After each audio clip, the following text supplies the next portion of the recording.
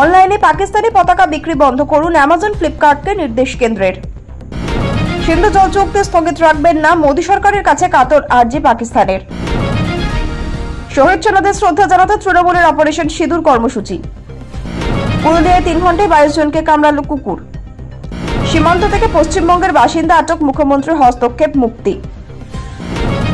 দক্ষিণবঙ্গের একাধিক জেলায় বৃষ্টি ও বজ্র ঝড়ের পূর্বাভাস।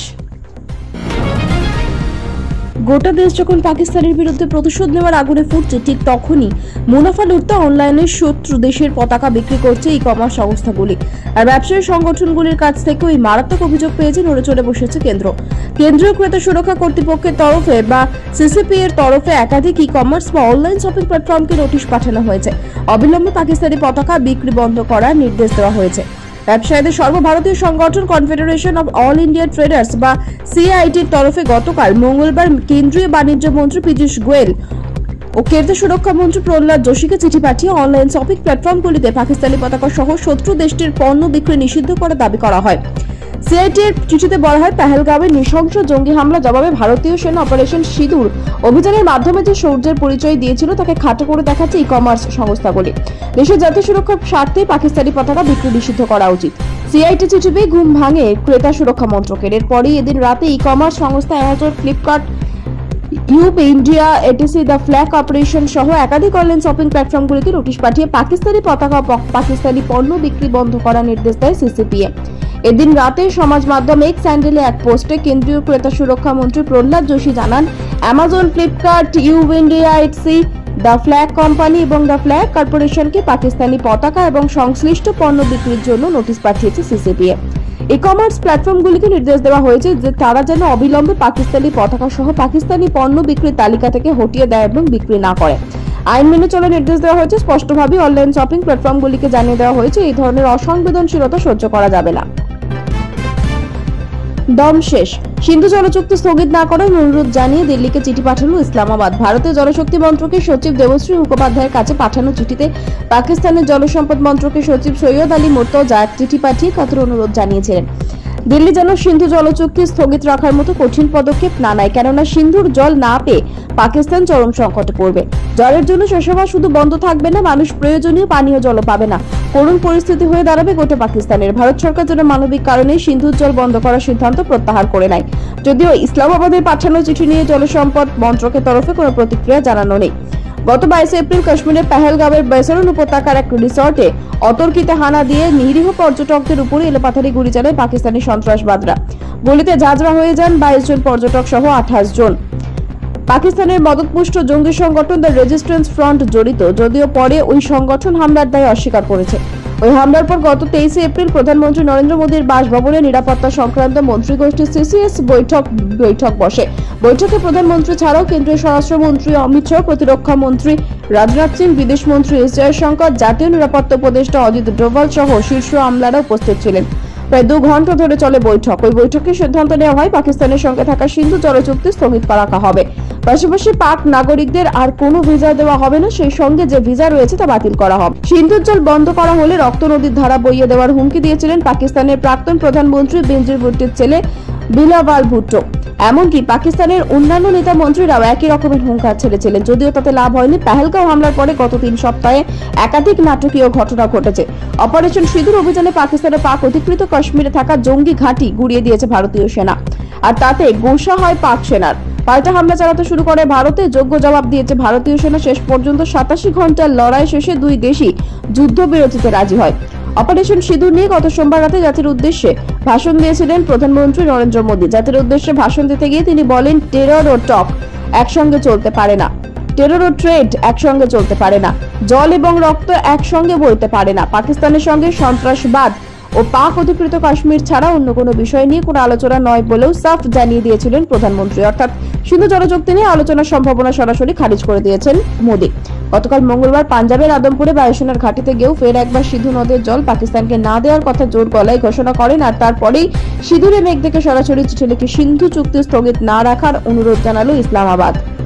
পাকিস্তানের বিরুদ্ধে অপারেশন সিঁদুর অভিযান, শহীদ সেনা জওয়ানের শ্রদ্ধা জানাতে বিশেষ কর্মসূচি নিল রাজ্যের শাসক দল তৃণমূল কংগ্রেস। বুধবার নবান্নে রাজ্য মন্ত্রিসভার বৈঠক শেষে সাংবাদিক সম্মেলন মুখ্যমন্ত্রী মমতা জানান, শনি ও রবিবার প্রতিটি ব্লক ও শহরের ওয়ার্ডে বিকেল 3টে থেকে 5টা পর্যন্ত শহীদ জওয়ানদের প্রতি সম্মান জানিয়ে এবং ভারতীয় সেনাবাহিনীকে অভিনন্দন জানিয়ে কর্মসূচি গ্রহণ করা হয়েছে। বিভিন্ন জায়গায় সমাবেশ হবে। তিনি জানান, যারা মাতৃভূমির জন্য প্রাণ দিয়েছেন তাদের পরিবারকে সমবেদনা জানাতে যাবেন তৃণমূল নেতারা। বিজেপি দেশজুড়ে তিরঙ্গা যাত্রা শুরু করেছে। আগামী শুক্রবার কলকাতায় তিরঙ্গা যাত্রা কর্মসূচি রয়েছে বিজেপির রাজ্য সভাপতি সুকান্ত মজুমদার ও বিরোধী দলনেতা শুভেন্দু অধিকারী সেই মিছিলের নেতৃত্ব দেবেন। মুখ্যমন্ত্রী মমতা বন্দ্যোপাধ্যায় জানিয়ে দিয়েছেন, দেশের এই বর্তমান পরিস্থিতিতে তিনি কোন ধরনের রাজনৈতিক টিপ্পনী কাটেননি, তার দলের নেতাদেরও কোন বক্তব্য পেশ করতে দেননি। কিন্তু এখন দেখা যাচ্ছে ভারত পাকিস্তান এই যুদ্ধময় পরিস্থিতি নিয়ে রাজনীতি শুরু করেছে। আগামী বছর পশ্চিমবঙ্গে বিধানসভা নির্বাচন, আর তার আগে দেশপ্রেমের বার্তাকে হাতিয়ার করে গেরুয়া শিবির নির্বাচনী ফায়দা তোলার চেষ্টা করছে বলে মনে করছে বাকিবহাল মহল। যদিও মমতা বন্দ্যোপাধ্যায় বুধবার স্পষ্ট জানিয়ে দিয়েছেন, শহীদ স্মরণে তৃণমূল কর্মসূচির সঙ্গে রাজনীতির কোনো যোগসূত্র নেই। তৃণমূল কংগ্রেস এই ইস্যুতে কেন্দ্রের পাশে ছিল, দেশের পক্ষে ছিল, সেনাবাহিনীর সমর্থনে ছিল। তাই রাজনীতিকে দূরে সরিয়ে রেখে জঙ্গি হামলায় শহীদদের শ্রদ্ধা জানাতে সপ্তাহের শেষে দুদিনের বিশেষ কর্মসূচিতে পথে নামছে তৃণমূল কংগ্রেস। 3-4 জন নয়, 7-8 জন। মঙ্গলবার বিকাল থেকে সন্ধ্যা পর্যন্ত 3 ঘন্টায় কামড় বসিয়েছে 22 জনকে। সেই সঙ্গে কামড়েছে একাধিক গবাদি পশুকেও। আর তারপরে উধাও হয়ে গিয়েছে ওই কুকুর। ফলে ওই কুকুরের আতঙ্কে রীতিমতো কাটা পুরুলিয়ার আরশা। মঙ্গলবার সন্ধ্যার পর থেকে আরশার পথঘাট একেবারে ফাঁকা হয়ে গিয়েছে। জরুরি প্রয়োজন ছাড়াও এই এলাকায় ঘর থেকে বার হতে চাইছেন না কেউ। ঘর থেকে বার হলেই সঙ্গে থাকছে লাঠি। ওই কুকুরের কামড়ে এক মহিলার অবস্থা গুরুতর। আরশার বাসিন্দা কৌশল্যা কর্মকার নামে ওই মহিলাকে দেবেন মাহাতো গভর্নমেন্ট মেডিকেল কলেজ ও হাসপাতালে ভর্তি করা হয়েছে। ওই হাসপাতালের ফিমেল সার্জিক্যাল তিনি ভর্তি। তার হাতে বুকে কুকুর বসিয়েছে কামড়। আরশার ভিডিও গোপাল সরকার বলে না, বিষয়টি আমি শুনেছি, এরপরেই আমি পঞ্চায়েতকে জানিয়ে দিয়েছি। বলা হয়েছে মাইকিং করে মানুষজনকে সতর্ক করতে, তবে কুকুরটির কোনো হদিশ পাওয়া যাচ্ছে না। এদিকে ওই পঞ্চায়েত কর্তৃপক্ষ জানিয়ে দিয়েছে, মানুষজনকে সতর্ক করার কাজ করলে ওই কুকুর ধরার মতো তাদের কোনো পরিকাঠামো নেই প্রাণী সম্পদ বিকাশ বিভাগের কাছেও। এদিকে আতঙ্কে আরশা কার্যত ঘরবন্দি। স্থানীয় সূত্র জানা গেছে, মঙ্গলবার বিকাল 4টা থেকে সন্ধ্যা 7টা পর্যন্ত আরশার করঞ্জি মোড় থেকে আরশা বাজার পর্যন্ত মোট 22 জনকে কামড় বসায়। এখনো মানুষজনের উপর রীতিমতো ঝাঁপিয়ে পড়ছে। আবার কখনো কখনো রাস্তায় হাঁটতে হাঁটতে হঠাৎ করে পথ চলতি মানুষের হাতে কামড়ে দিয়ে দেয়। ওই দিন বিকাল থেকে হঠাৎ করে কুকুরের এই তাণ্ডবে রাস্তাঘাট একেবারে ফাঁকা হয়ে যায়। ওই কুকুরের কামড়ে জখম পুরুষ মহিলাদের সিরকাবাদ ব্লক হাসপাতালে নিয়ে যেতে হয়। আরশা ব্লক স্বাস্থ্য কেন্দ্রের আধিকারিক তনয় কৈবর্ত বলেন, মোট 22 জনকে কুকুরে কামড়ানোর ইনজেকশন দেওয়া হয়েছে, আর তার একজনের অবস্থা গুরুতর থাকায় তাকে আমরা রেফার করেছি। নিজের জমিতে চাষের কাজ করছিলেন এক কৃষক। সেই অবস্থায় বাংলার সীমান্তবর্তী এলাকা থেকে তাকে তুলে নিয়ে যাওয়া হয়েছে বলে বুধবার জানালেন মুখ্যমন্ত্রী মমতা বন্দ্যোপাধ্যায়। কোন জেলা, কোন সীমান্ত, কারা তুলে নিয়ে গিয়েছে সে ব্যাপারে স্পষ্ট করে কোনো তথ্য মুখ্যমন্ত্রী প্রকাশ করেনি।